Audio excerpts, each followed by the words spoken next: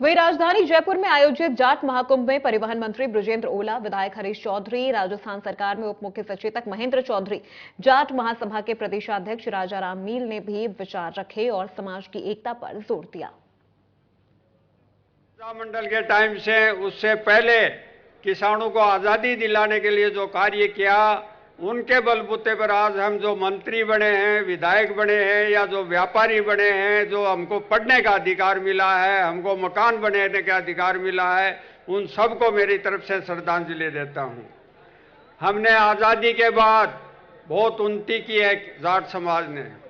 हम सेना में सबसे आगे हैं, हम शिक्षा में सबसे आगे हैं, हम सर्विसेज में अपने बलबूते पर बहुत हैं, हम महिला शिक्षा में आगे हैं, हम समाज के हर क्षेत्र में आगे हैं। पर अब हमारे बीच में कुछ जो समाज आगे बढ़ जाता है, जो आराम तलब हो जाता है, उसमें कुछ कुरीतियां आ जाती हैं। तो मेरा समाज के बंधुओं से ये निवेदन है कि हमको उन कुरीतियों से दूर रहना है। मेरे से पहले जैसे रणवीर जी गर्व के साथ कह रहे थे कि हम जेलों में भी 80% हैं, हम क्यों जाएं जेल में 80%? हमको आगे बढ़ने के लिए जेल कोई साधन थोड़ी है। स्वतंत्रता के टाइम में तो जेल साधन थी, पर अब कोई जेल साधन नहीं है। तो हमको समाज को अपराध से दूर रखना है, नशे से दूर रखना है। वो समाज कभी आगे नहीं बढ़ सकता जिसमें कुरीतियां आ जाती हैं। पंडित है, सलाहकार है, उन लोगों ने यह भी सलाह कर दी कि आप ज्यादा इस मुद्दे पर काम नहीं करो।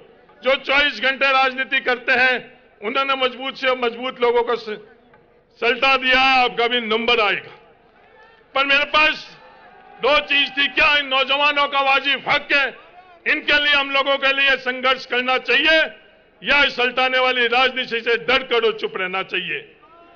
ये विसंगतियां हटनी। आप सब लोग, मैं धन्यवाद देना चाहता हूं राजा राम मील जैसे, जो हमारे बुजुर्ग इस उम्र के अंदर भी तपती धूप के अंदर हम लोगों का साथ दिया, और तमाम लोगों को मैं धन्यवाद देना चाहता हूं। पर मेरे समाज को भी ओलबा है, इन मुद्दे के अंदर जहां हम लोगों के खुद की ताकत बढ़ती है, उसके अंदर जो भागीदारी आप लोगों की होनी चाहिए वो भागीदारी आपकी नहीं रही। ये ओलबा मेरे आप सब लोगों को है। अब इस विसंगति हटने के बाद ये जीत इन नौजवान छात्रों की रह गई। इस विसंगति हटने के बाद क्या सौडो पोस्ट होनी चाहिए, क्या प्रक्रियाधीन भर्ती हो रही है उसके अंदर यह होना चाहिए, यह मुद्दा और यह सवाल है। आज राजस्थान के अंदर जो विभागों के अंदर रोस्टर नहीं बना हुआ है, यह रोस्टर होता क्या है, किस चिड़िया की बात है? रोस्टर नहीं होने के कारण किसको नुकसान होता है? रोस्टर नहीं होने के कारण हम लोगों को नुकसान होता है। राजस्थान और उसके अलावा पूरे हिंदुस्तान का जाट, बड़े नेता, सभी राजनीतिक दल के नेता यहां पर मौजूद। हर समाज अपनी ताकत दिखाने की कोशिश करता है, और इसी गार्डन के अंदर अभी पिछले दिनों कई समाजों ने अपनी ताकत को प्रदर्शित करने की कोशिश करी। मैं आपको बताना चाहता हूं, मैं नागौर जिले की नावा विधानसभा क्षेत्र से और एक गांव और ढाणी का व्यक्ति, जिस समाज में पैदा हुआ, 1985 में जब जयपुर में एडमिशन लेने के लिए आया था तो मुझे एडमिशन नहीं मिला था, प्राइवेट कॉलेज में पढ़ना पड़ा। लाल बहादुर शास्त्री कॉलेज का अध्यक्ष रहा, लॉ कॉलेज का अध्यक्ष रहा। फिर मेरे दिमाग में थी कि जिस राजस्थान की यूनिवर्सिटी को आज तक कोई जाट अध्यक्ष नहीं बन पाया है, उसको एक बार जीतना बहुत जरूरी है। मैंने मेहनत करी, कोशिश करी। मैंने पहला चुनाव लड़ा, 200 वोट से हार गया। दूसरा चुनाव फिर लड़ा, फिर 100 वोट से हार गया।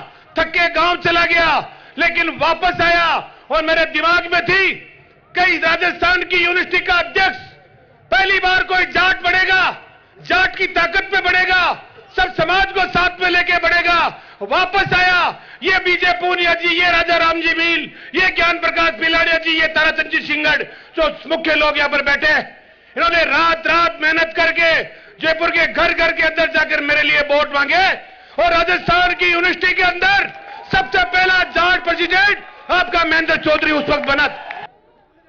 राम राम साहब, आज की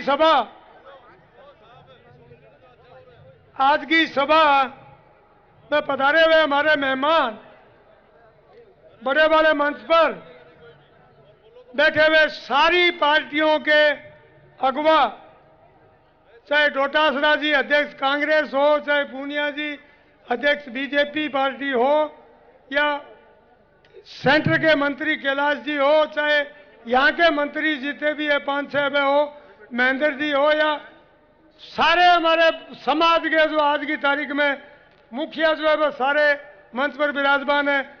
मेरे साथ पिछले 35 साल से युद्धवीर जी चौधरी हो, चाहे राकेश जी टिकैत हो, वो भी मंच पर विराजमान है। मैं सब लोगों को बहुत बहुत बधाई देना चाहता हूं और सामने आए हुए मेरे मित्र, दोस्त, माताएं, बहनें, जो लोग आए हैं, मैं उनको बहुत बहुत बधाई देता हूं कि आप लोगों ने जाट महाकुंभ के अंदर एक शान मान का एक पैगाम देने के लिए ये बात आपने यहां तक सोची समझी और यहां आप आए। आप सब बहुत बहुत बधाई के पात्र हैं।